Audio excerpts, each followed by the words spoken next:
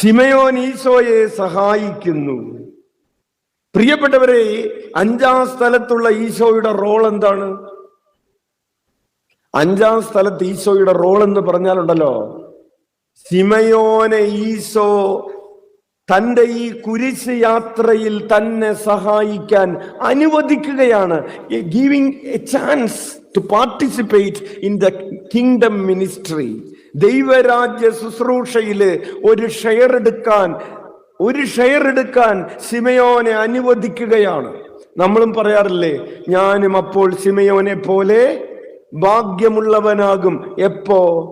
ദൈവരാജ്യ ശുശ്രൂഷയില് നീ എന്തെങ്കിലും ചെയ്യുന്നുണ്ടെങ്കിൽ, ഒരു ഉദാഹരണം, നീ ഈ പള്ളി അടിക്കാൻ വേണ്ടി ഒരു ചൂലെടുത്തിട്ട് ഈ പള്ളിയില് ഈ പള്ളിമുറ്റം ഒന്ന് അടിക്കാൻ വേണ്ടി നീ ഒരു ചൂലെടുക്കുന്നുണ്ടെങ്കിൽ നീ ശിമയോനെ പോലെയാണ്.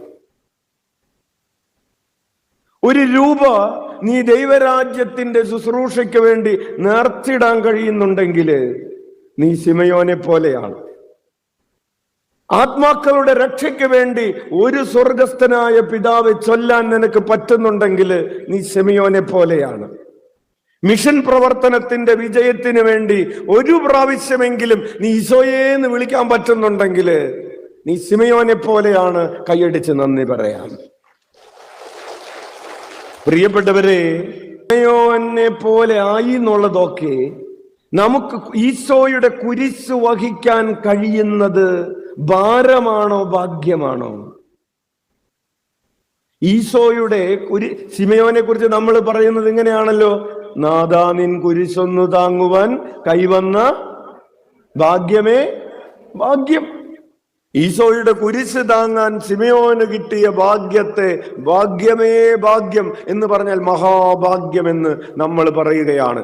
എന്നിട്ട് നമ്മുടെ കുടുംബ യൂണിറ്റിന്റെ ചാൻസ് വരുമ്പോ പള്ളി അടിക്കാൻ, മുറ്റമടിക്കാൻ, ദേവാലയം, ഇന്ന് നമ്മുടെ ചാൻസ് ആണല്ലോ പള്ളി അടിക്കാൻ എന്ന് പറഞ്ഞ് പള്ളിയിലേക്ക് വരുന്നവർ ഇവിടെ ഉണ്ടോന്ന് അറിഞ്ഞൂടാ. ഉണ്ടോ? ഉണ്ട്. എന്നിട്ട് നമ്മൾ ശിമയോന് കൈവന്ന ഭാഗ്യമേ ഭാഗ്യം. നമുക്ക് ഇവിടെ ഒരു മാറാലടിക്കാൻ കിട്ടിയത് ഭാഗ്യമല്ല, അതൊരു ഭാരമാണ്. അല്ലെങ്കിൽ മിഷൻ സൺഡേക്ക് ഒരു കോൺട്രിബ്യൂഷൻ, അച്ഛൻ്റെ കവറായിട്ട് വന്നിട്ടുണ്ട്, ഭാരമേ ഭാരം.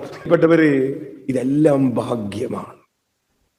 പ്രാർത്ഥിക്കാൻ കഴിയുന്നത് ഭാഗ്യമാണ്, പ്രയത്നിക്കാൻ കഴിയുന്നത് ഭാഗ്യമാണ്, ദാനം കൊടുക്കാൻ കഴിയുന്നത് ഭാഗ്യമാണ്. ഹല്ലേലൂയ.